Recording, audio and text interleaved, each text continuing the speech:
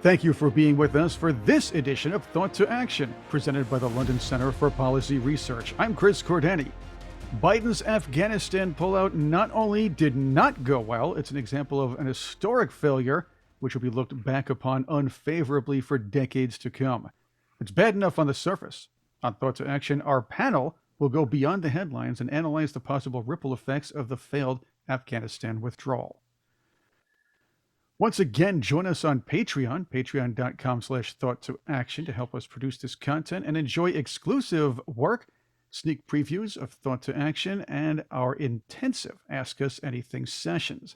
Subscribe to us on YouTube and Rumble, and while on YouTube, hit that big red bell for updates. You can also subscribe to Thought to Action, the audio version on Audible, Spotify, Apple Podcasts, iHeartRadio, and wherever you get your podcasts. Feel free to comment on our discussion, and this information needs to be made available. So what would help us greatly is if you would share these videos with friends, colleagues, and your social network. Once again, I'm Chris Cordani. I'm dealing the questions for our panel and the London Center for Policy Research. Find out more about us on our website, londoncenter.org. Our panel for this week's discussion: London Center for Policy Research President, Lieutenant Colonel retired Tony Shaffer, Distinguished Fellow Brian Griffin, Distinguished Fellow Navy Captain Pete O'Brien, and a special guest panelist, Marine Captain Bill Heinzelman. Gentlemen, welcome to the program. Thanks for being with us. As it stands now, the Biden administration did blunder the idea of an Afghanistan pullout. He, as well as some established Dems and media members, are quick to blame President Trump, a predictable move, but he and his advisors worked out a deal with the Taliban and were already ironing out a plan to leave the country, at least for the most part. What went wrong with the planning and execution on the Biden administration end, and why? Tony, let's start there. The basic plan was for a consolidation of all the parties into essentially a coalition government. It's supposed to happen on 1 May. Mike Pompeo had negotiated using one of the former ambassadors, Ambassador Khalilzad was the lead for the United States. And they came to an agreement a year ago, last summer in 2020, that would see the transition start then and end on 1 May of this year. It was a conditions-based withdrawal that was supposed to see essentially the warlords, tribal leaders, the central government, for what it's worth, and the Taliban come together into a temporary transitional government on 1 May. That was what's supposed to happen. The moment that Joe Biden showed up, from inauguration day until now, everything that was laid out in that plan that all parties agreed to, that is to say, all parties, to include international partners, Pakistan, NATO, ISAF, and all, everybody had agreed to the timeline and the 1 May date. That was disrupted and abandoned by Biden. And the most, I think, clearly and mostly unemotional outline of this was actually published in the Wall Street Journal yesterday. I have no allegiance to any publication, but after everything I've read, the Wall Street Journal seems to have the most, except they talk about worrying about some teachers in Kabul going up for one last swim before they abandoned because they couldn't believe Kabul was, they got to put in the woke stuff a little bit. But if you look at the overall kind of outline, it shows kind of how it all fell apart. And let me hit this in 3 parts about why it was so bad and what Biden didn't do. First, when Biden came in, he decided to change the dates. He had originally said he was going to do the formal withdrawal, announcing the end on the 11th of September. Take a victory lap. Bad idea. Didn't work, wouldn't have worked. And then he decided to move it up to August and July. But by the time the damage was done, the moment he decided on changing the date, the Taliban basically gained huge momentum by the fact they said, the United States cannot be trusted. They broke their word. We want to go ahead and move forward. Screw the transitional government. We're going to be in charge. That's it. That's what they said. And that's what the intelligence said, too. So when they talk about, there is all this contradictory intelligence, no. The Taliban internally had said that the deal's off. You broke the deal. We're going to do what we want. And that's why they moved so rapidly, because they had the military will to do it. And secondly, they had the political acumen to basically pull in all the fighters. They went from a 75,000 man army to a 250,000 overnight because they were able to consolidate and take away the warlords, soldiers, the tribal warriors, and put them all into their basic military. And like it was inevitable at that point. Once Biden decided to change it all, the Taliban said, we're going to do it our way. There was no hope for a transitional government. Part of the agreement for the transitional government was the president of Afghanistan would step down. He would resign. Ghani would just leave. So the idea was that was one of the stipulations the Taliban required. So the schedule was 1 May, Ghani steps down, this transitional government is formed, the country moves forward without us. Never happened because, again, Biden unilaterally, without talking to anybody, changed the dates, changed everything. And the Taliban said, screw you all, we're just going to take it over. That's it. That's what happened. And this 300,000 man army never existed. This Afghan national army never existed. There was something called patronage. For every one person, there was 10 being reported as being in the army. So you're talking about essentially maybe 30,000 on a good day being in the actual military. We all knew this. This was known to anybody who worked Afghanistan, that this whole complete facade of the Afghan National Army would the moment you touch it was less than paper.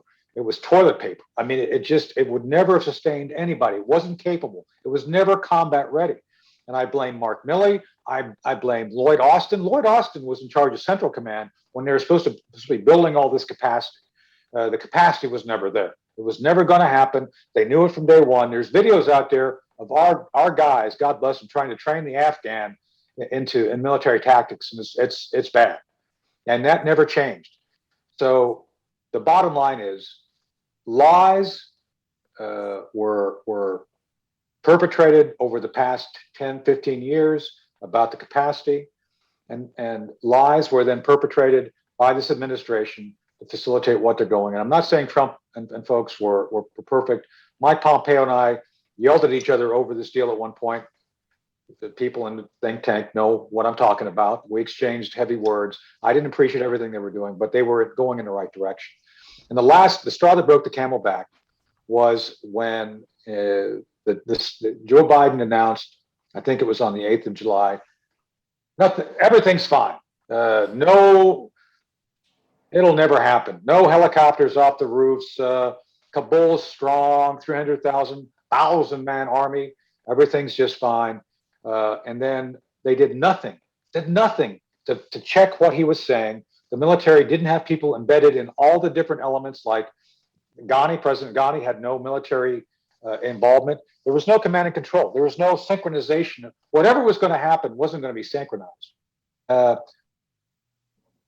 Taliban, correct side, they didn't comms. They didn't have integrated, overlapping military capabilities in case something failed. And they gave up Bagram. Bagram was the best and most logical place to retain effective combat force regarding aviation, special operations, and intelligence. They gave it all up. So there's nobody who was watching this. As a matter of fact, you can go back the day that Biden said, we won't see helicopters coming off the embassy. I said famous last words, because we all knew it was going to be bad. I can honestly say we didn't know it would be this bad. But I don't see how it could get any worse unless they summarily started lining people up and shooting them, inspiring squads by the Taliban. But that may be coming. So I'm sorry that was very long-winded, but I felt that I really wanted to set the stage for people to have an understanding of what the agreement was, why it changed, and what we then did, the United States and our allies, regarding the fact that, hey, that nothing was agreed upon. It all turned to chaos. Yeah, I would add just generally it's leadership, leadership. I mean, you mentioned Mark Milley and Lloyd Austin. Those are the same leaders that were there once upon a time. They're the leaders that are in front of us now. They are the ones who are supposed to be speaking truth to power, that aren't supposed to just kind of like bend the knee and do the thing that is expected. They're the ones who need to make the hard decisions and tell the hard truth to Americans from the podium to the president, so that there's a level of transparency of what's going on to the American people. Because right now, Americans don't understand what happened. right? That's how I see it. They don't know what happened at all. Maybe 5 or 6 years ago, the will to stay really started fading. And since then, there's been a lot of sort of kowtow and how do we go about this? And these leaders, these top brass, right? They didn't do the things, they didn't hold their oath, and they didn't speak truth to power, and they buckled under the pressure, and they went along with some lines that we heard in July, like nothing to see here, everything's fine, the worst case scenario isn't happening.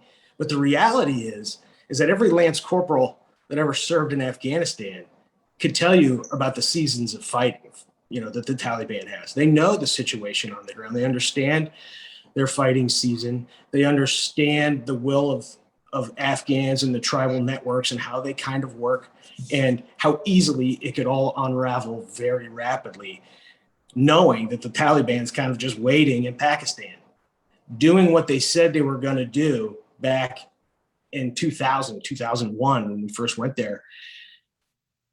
They did exactly what they said they were going to do. And to pretend that there's this, the citizenry of America can't appreciate the dynamic of trying to go in and invade that culture and change them, trying to convince the American public that there's nothing to see here, that everything's okay, that the Taliban isn't going to just take everything over in the matter of days, is a slap in the face to all of those Marines, all those soldiers, all those sailors, all those airmen who'd been serving at the lowest ranks, that completely understood it, had talked to their families and friends back home and explained the situation. So it's just, there's this massive lack of leadership, and there needs to be accountability, I think, but I guess we'll get to that. If I could just add one point on that, I worked for Lloyd Austin. He was the brigadier general that was in charge of Task Force 180 when I was there. And then I went over to work. I was the HOC, the Human Operations Cell Chief for McChrystal in Task Force 121 when they came in and did the surge, winter strike in October, November 2003. So what I find most disheartening about the current SecDef, about Lloyd Austin, is he apparently forgot everything he should have known or did know during the time he was the commander of Task Force 180. That's what I find most disappointing, that it's not something that Austin does not know directly. And the fact that he either is not leading by the fact that he's not forcing a decision by the president in the right direction, or he's telling him and just pretending that Biden's guidance is achievable. Let me say this, and I'd like to believe I would have the courage of my conviction. If I was advising a president and he kept making the decisions that Biden's making, I'd have to say, Mr. President, I can't do this. I cannot be a party of your leadership failure. But I think, Bill, that's what you're talking about there, right? It's basically you're talking about these guys abandoning all ability to lead or fall on their sword if they know for a fact it's going to fail. That's exactly it. All the experts are saying a thing. All the non-experts have the same understanding of how this situation is going to unravel. Everybody knows what's going to happen, and they still went along with this line because that's what their leader was going to do. That's what the president of the United States was going to say, and they went right along with it instead of taking a stand, drawing a line in the sand and not compromising their honor, which is how I see it. Okay, if I can just add, I agree with everything that Bill and Tony have said, but I would add two thoughts, which I'm stealing from a fellow Dave Maxwell, wicked smart guy, even though he was in the Army. But he has come out, wrote an article about what's going on right now and the failure. He brought out two, I thought, fascinating points. That from a planning perspective, And if I can parenthetically add, what we're talking about here is what is known in the trade as a NEO, a non-combatant evacuation operation. And these are not, ruby red slippers that no one ever sees. These are things that we plan all the time. Everybody who has been in the service more than a few years has at least tangentially been involved in a NEO planning. And if you've been in 10 or 15 years, you have probably executed one or helped execute one. These are things that we are very, very good at planning. Okay, so this should not have been a mystery. But Dave Maxwell points out two things that are very clear. There's a whole bunch more eventually, but they made two fascinating assumptions in planning what was about to happen. The first one was that there was an assumption that the Afghan National Army was going to hold together. And by all accounts, from the folks who are now essentially reporting from behind the curtain, the detailed look inside, the folks who are working with the Afghan National Army could tell you in detail that that was simply not going to happen. So they should have known that, and yet they made this grand assumption that the ANA was going to hold together. The second thing that they did, which was based upon the first, which I said is false. The second thing that they did is they decided that to withdraw civilians first, rather than the military, withdraw the civilians first, would so disturb essentially the political environment in Kabul and get people so nervous that they decided they were going to draw down the military first and leave the civilians to get afterwards. There's a word for that. The word is insanity. Okay, that there is no place in anybody's planning of any non-combatant evacuation operation since Troy in which anybody would ever contemplate that kind of thing, and yet they did. So just an egregious step on their part. And I'd like to add just one more thought about intelligence estimates. They keep saying, well, the intelligence estimates were blah, blah, blah. In any kind of decent intelligence assessment on a grand scale, something like this, you're going to have a series of what ifs, and then you're going to draw your assessments based on those what ifs. So you're going to start at one end of the spectrum, and one end of the spectrum is going to be, things are going to be relatively benign. The following cases pertain, this will happen. And then things get a little worse, this will happen. Things get worse, this will happen. Over here, the Klingons arrive and there's a Death Star above the planet, this will happen. In every kind of decent assessment, you're going to have a series of cases.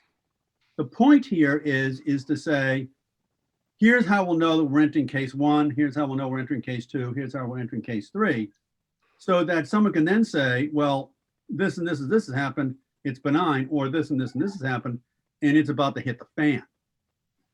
But what is being said here is that they're extracting all that other stuff and simply saying, well, the assessment said everything was going to be benign. I'll guarantee you that at the worker level, at the, say, the 05 level down, the lieutenant colonels and commanders writing those assessments, and down to staff sergeants and a bunch of sergeants working this thing, they were saying, hey, if you have this, and this, stand by for a hurricane of violence. And someone said, well, yeah, we're not going to do that. We're just going to report over here, these 3 pages over here that say everything's going to be swell. But that's not what it said. What it said was everything will be swell if the following cases pertain. But everything is going to be horrific if these cases pertain. And they've left all that out. So what Pete's saying is essentially there's been a what we call in the business confirmation bias towards the most favorable circumstance constantly. There is always a reluctance to accept or speak in clear terms about the worst case, even though indicators were, I think, Pete, you and I would probably agree, I don't know all the facts. The indicators were things are going to collapse very rapidly. As a matter of fact, on the 8th of July, I think, Biden was asked directly by the press, the intelligence community, what is the intelligence community telling you that the government's going to collapse? He said no. Well, the press apparently did know that someone had told him, hey, they're going to collapse. And they did. So I believe that the politicians, and by the way, I'm going to say this as a general statement of fact rather than just simply focusing on this. Most circumstance massive failures like this are not based on lack of intelligence or understanding. It's based on policy. The policy is to fail. You have people in place who are leaders who decide by policy, not by information. We're just going to do it this way, and we're going to hope for the best, or do something that knowing full well it's going to fail. I think that's what happened here. This was a policy failure, not an intelligence failure. And if I can just underline that, I was talking to a good buddy of mine who was a operational commander over in Iraq for a while. Really smart guy. Should have been a 4-star. In fact, wasn't. For a lot of reasons. One, who told the truth. So neither one of us is reading any of the material. We're just reading what's in the paper. And 4 months ago, I remember exchanging emails with him and made the comment when something had happened. I forget what the specifics were, but made the comment because it was just so excruciatingly obvious. The comment was, I hope the embassy in Kabul is built so that the roof can sustain a B-22. In other words, they're going to be evacuating people off the top of the building, a la Saigon. It was clearly obvious several months ago that that's where the trend line was.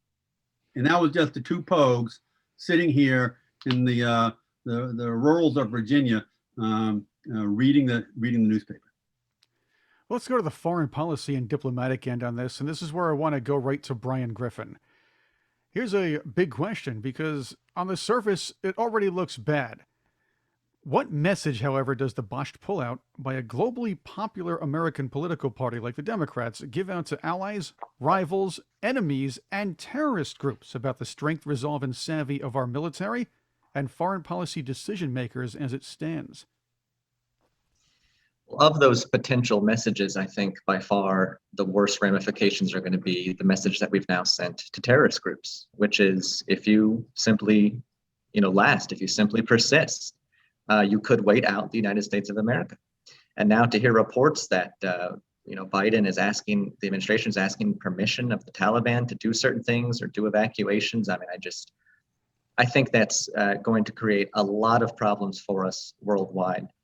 And, Bill, you were right when you said, I think the American people look at the situation, those who are not, having had previous military experience and don't understand what happened. So, that's my perspective here. I'm not in the military, but I guess as a student of history, I can say, and having listened to this administration or previous administrations.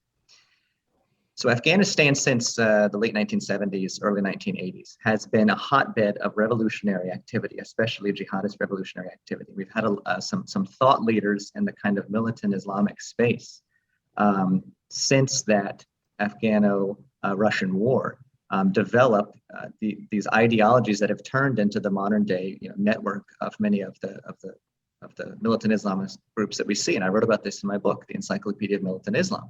In fact, many of the ideological leaders of these groups came from Afghanistan and used Afghanistan as a place where they were kind of fomenting these ideas and building their support and making these connections to build these networks. So, the question is it worth it, right? The American people, I think, were grappling with that over the last several administrations. Well, I think as much as it might not be kind of a tangible, or we might be trying to prove a negative here, to have Afghanistan be in a position as it was for the last couple decades when we were there, and not be a place, not be the hotbed or the heart of the fomentation of radical groups, and a place where radical groups can amass militaries and amass people and launch these campaigns, I think that was a very good thing. Yet the last three administrations have basically told the American people that Afghanistan wasn't worth it. For political reasons, they wanted to have the political victory of getting us out of Afghanistan, or perhaps they just weren't willing to take the political heat of saying, yes, it's costly. Yes, it takes our military and there are casualties, and war is not fun. Nobody likes war, but to keep Afghanistan relatively neutral in the Middle East, that just wasn't expressed to the American people enough. And I don't know if the administrations believed it either, or they didn't want that political football. So it became kind of this political challenge. Can I be the one that gets us out of Afghanistan?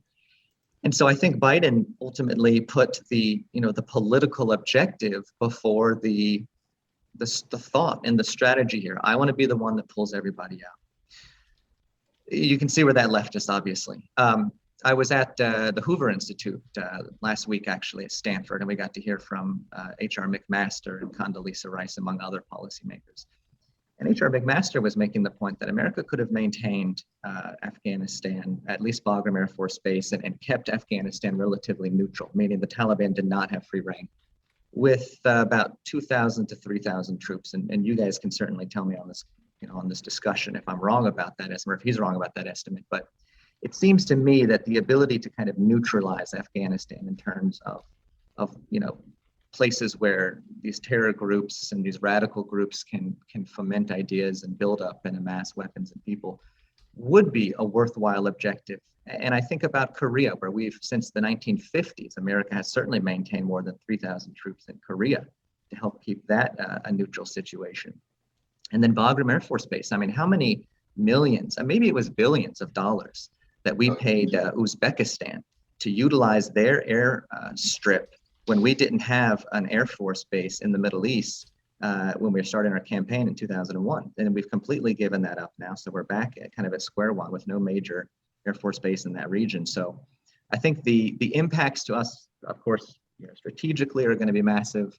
The impacts to us in terms of what others are going to be saying and thinking and doing in response to the way that we botched this, in response to the way that we got out, and especially among the terror groups that are looking at this. And the Taliban is doing their victory lap. They are claiming victory on their social media and on television. We persisted, we outlasted the Americans, and now we're going to terrorize the country of Afghanistan. I think that's a travesty. If you look at what we did in Syria against ISIS, what we did against Iran in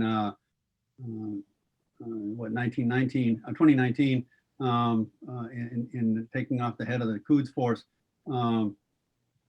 There are lots of ways to achieve your specific operational objectives in your strategic objectives. They do not necessarily require a large footprint, but I would submit that one of the truly horrific problems that we refuse to face, and we haven't faced arguably in 30 plus years, is there is no dialogue between the US military in particular, the uniformed, the senior officers, but the US government writ large, and their boss, the American people. That there is this weird chasm between what government is thinking and what the people are being told. And there needs to be a vigorous, constructive dialogue, two-way flow of information between the US military and the citizenry about what they can do, what they can't do, what they might do, what is in the interest of the US government. Can anybody honestly say that if you asked 100 college educated, don't pick, some guy who hasn't read a newspaper in 20 years. I'm talking about college educated people. Ask them to list US interests. Just write it down on a piece of paper. What are the US interests? How many different variations would you get out of 100 people? I think would be an astounding spread of points. And that's a sad thing. We should have an ability to point to the American people point back at the governments and say, here are the 5 things you guys need to be doing. And get 80% of the American people should be on that list. We couldn't get 10% of the American people on that list. And at the root of it, that's sort of the issue, because the American people say, stay in Afghanistan for the next 100 years, just stay in Afghanistan. The American people say, leave now, you leave. But right now we've got silence. That conversation hasn't taken place. And I think that probably is the worst part of this whole thing. Well said. Yeah, I completely agree with you, Pete. And after taking all of these notes that in preparing for this conversation, there's one thing that I wrote in double line over and over, and it was communication and education of Americans. Right. And that is absolutely the heart of it. They don't. Our citizenry doesn't appreciate what it means to keep the wolves at bay, right? And what it takes. That's the military's fault. It absolutely is. I mean, there are people working to take that communication away from us. So I don't know what that looks like, but I think it starts like with something like this. So I appreciate you having me on, and what you all are doing all the time with this. Because look, you're going to be asked to come back and be part of the team. So it's good that you're here to get kind of the introduction. And I think it's important. And that's to all of the points. It's like Brian is a great arbiter of what the American people don't know because he's not in our world. So I think he's the right guy to say, this is what we need to know. And we're the right team to help him, I think, put it together and make it understandable. And I think that's why we're a great team. And the other thing, it's very important to depoliticize. I know I get accused of being political at times. The truth is not political. There may be political use of the truth, which I've seen often happen, but the truth is the truth. And there's a war on objective truth at this point because all too often, the generals who become the politicians want to take and manipulate that truth to provide benefit to their career rather than telling the politicians what they need to know. Politicians then love to be lied to, right? I mean, I was in a meeting with Ron Wyden one time where one of my colleagues about the illegal surveillance of Americans said flat out, well, Senator Wyden, you're being lied to. And he says, I know. Oh, okay. That makes it okay then for you to write and do appropriations to an agency you know is lying to you. So this is why it's important. This is why it's important to have a group to try to do the best you can to speak the truth. So back to Afghanistan very quickly. So I wrote a book, Operation Dark Heart. I think you all know what it is. There's a chapter on the path to victory. Joe Biden didn't take that path. Just saying, he could have. If it's in the book. But the path is exactly what Brian, you said, Matt McMaster said. It's not about abandoning the mission. It's not about nation building, although McMaster was a big proponent of nation building. The idea here is that it's to maintain an equilibrium that prevents the bad guys from having access to be able to train and conduct offensive operations against us, and at the same time not becoming the Praetorian Guard for a central government which was completely corrupt, and the people of Afghanistan saw that corruption and then identified the corruption with us. Not a good look. So these are the things that we have to be smarter on regarding policy. This is all policy. It's not about politicians. It's not about advocacy. It's about trying to speak the truth regarding the fact that we have seen people create policy which goes against or basically is empty of any reality because it doesn't use objective truth as its foundation. And I think that's what we all need to understand. Everybody should be focused on how do we establish an understanding of ground truth, understanding of cultures. As Brian said, Brian did the great book on the encyclopedia of terrorist organizations. By the way, he's not a terrorist, so he didn't do it firsthand. Just saying, it was a work of love, not of experience. Just saying. But I think the idea here is that we all have to be very clear and like Brian, listing out the truth and understanding it, and then creating policy that benefits and protects the American people. That does not do what the Biden administration has done, is to essentially create conditions for chaos, death, and destruction of the people who went forward on behalf of this country or supported us.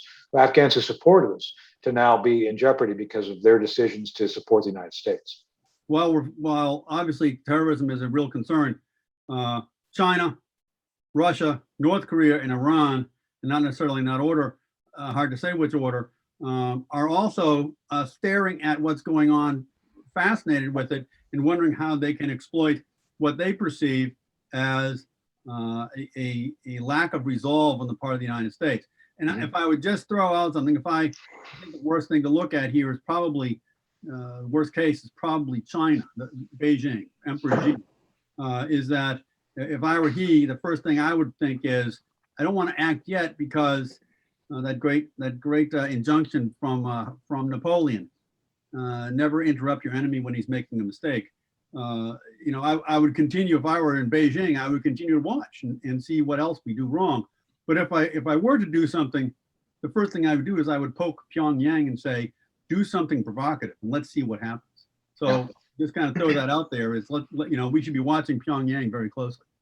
Well, and one more, I think, country worth mentioning in all of this is Pakistan, right? Because this is what we consider an ally who we fund that has nuclear capabilities, and yet they've been harboring the Taliban and letting them basically sit across the border of Afghanistan, prepared, for decades to come back in when we leave. So there needs to be some real repercussions there. So, Chris, back to your original question.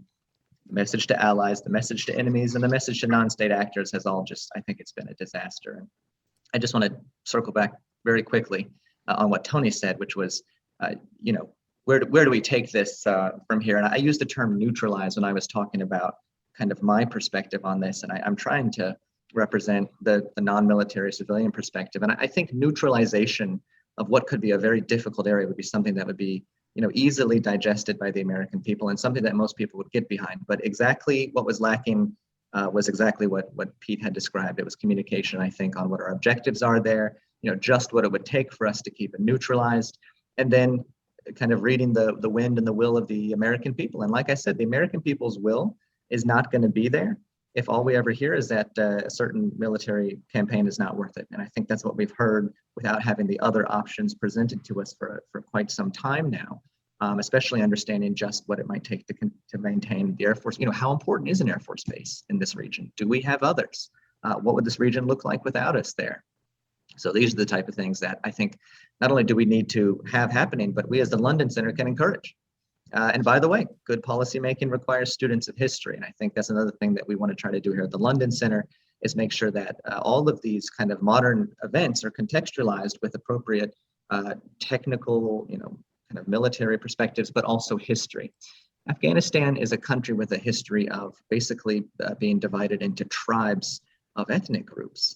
So the idea that a single government would be able to come in and either be put in place or encouraged in place is a very difficult prospect. It would have required some type of federal system that I don't know if we spent enough time encouraging, but we also, if the American people's will is not there for nation building, then we need to follow that direction too, as Pete said. To that point, Brian, people who were working the nation building perspective on this made fundamental flaws that you just outlined, the flaws that they made. They understood that they didn't understand the culture. That is to say that we don't understand it, but let's change it. That's always smart. And their belief was, we're just going to start from a clean sheet. We'll build whatever we want, and that's going to overcome the other cultural differences. That's insane. That's beyond insane because it's never worked before. Didn't work with the Romans when they decided to infiltrate and put their culture on. It eventually led, I think, largely to the failure. The Roman Empire grew because it embraced diversity, and then when it decided it wanted to start pushing its Roman values and everybody else's, when I think they really started having problems. Sounds familiar. We've seen this in other cultures where they've tried to essentially create conditions for pushing their agenda on others. And I don't think the people who did this understood you're not going to change 2,000 years of cultural momentum over 20 years. And I would argue even 10 years, if we put 100,000, 1 million troops in for 10 years and then pulled them out 10 years from now, we would see the same results now because you're simply not going to be able to change the direction of 32 million people's varied cultures, tribe to tribe, all across Afghanistan. So, Brian, this is the phrase of 2021, and you've used it, so I'm going to do it as well. Let's circle back to something you said. What is the reason that the U.S. And other powers want to focus a bit on Afghanistan? Why is it important? Military bases? Will China have an interest? Will the U.S. have continued interest? What about the Soviet Union? Remember, they marched back into Afghanistan a while back. They also failed to occupy.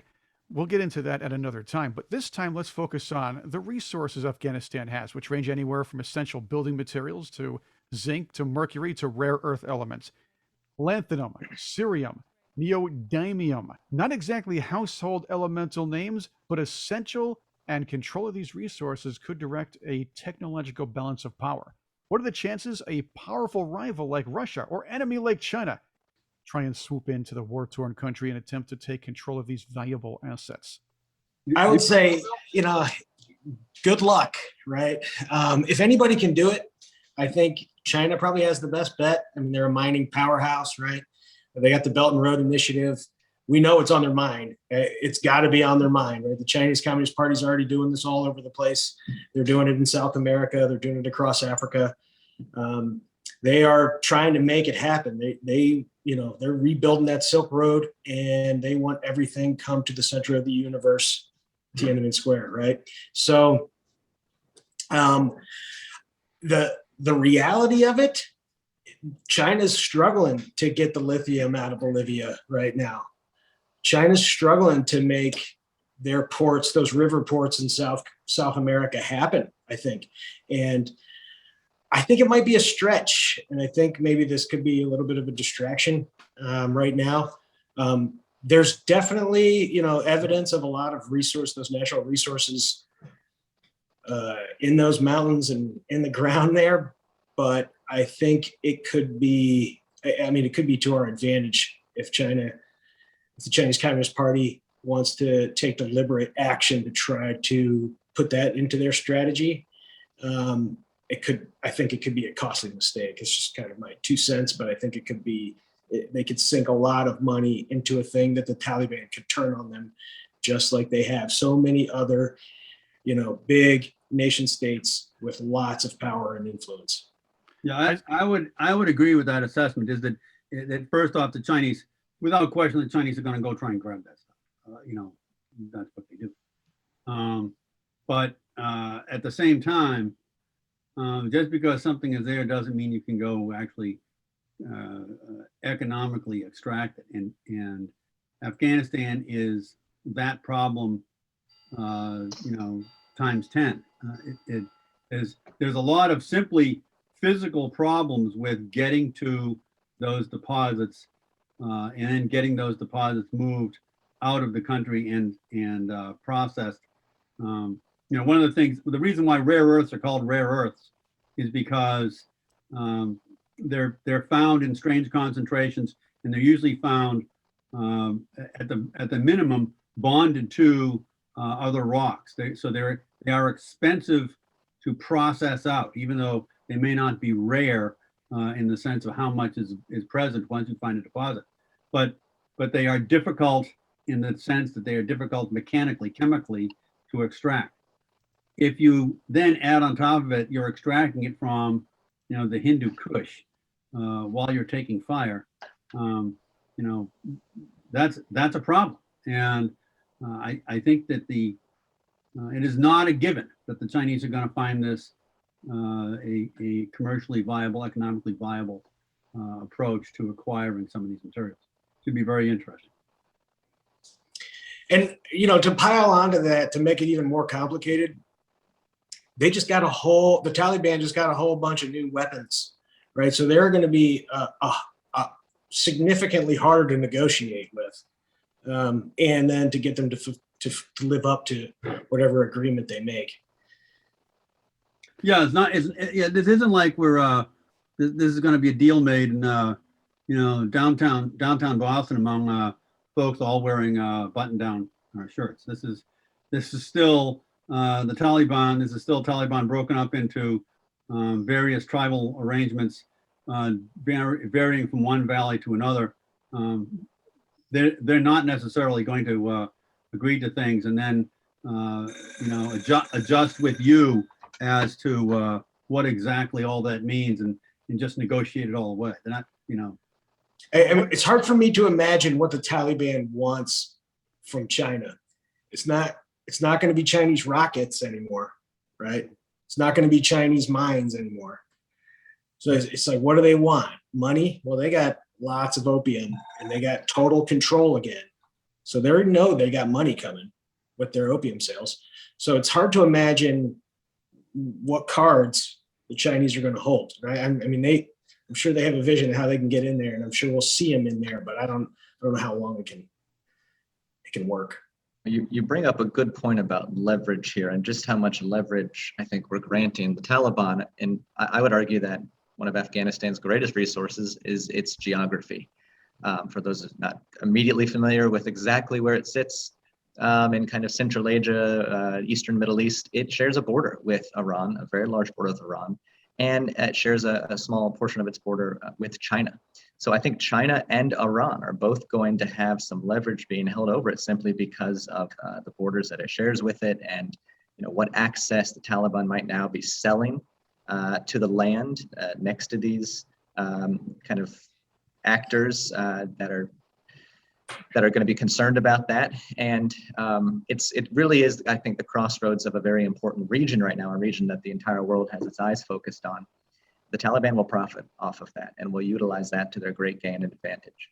If I can throw in too here, go back to 1904. There was one of the first great modern geopoliticians was a fellow named Mackinder. In England, he wrote a thesis, the Heartland Theory, in which he said that the real geopolitical struggle on the planet is to control Asia, and Asia is controlled by controlling the heartland of Asia, and had been that way for several hundred years. And he described the rise of the Mughal Empire and the rise of the British in India as an attempt to control the heartland of Asia, and what is now known as Pakistan, Afghanistan, generally speaking, kind of disregard the specifics of the borders. That was the heartland. And it is worth noting that the folks in Beijing believe in the Heartland Theory. So, there's a lot going on here, as Brian says. There's a lot of things, a lot of pieces to this puzzle that the Chinese are playing. And one of them is this idea that geopolitical control of Asia, to a certain extent, rests with de facto control of the area of land known as Afghanistan and to some extent Pakistan. Even the most powerful countries have failed, though, to control Afghanistan. We had to deal with insurgencies. The Soviet Union did. As you all said, Bill, of course, China is going to have its own troubles if it tries to go in by force or even some kind of form of diplomacy. But still, the rare earths there are a threat. China does have a lot of control of rare earths, and that's another thing we can discuss on a future thought to action.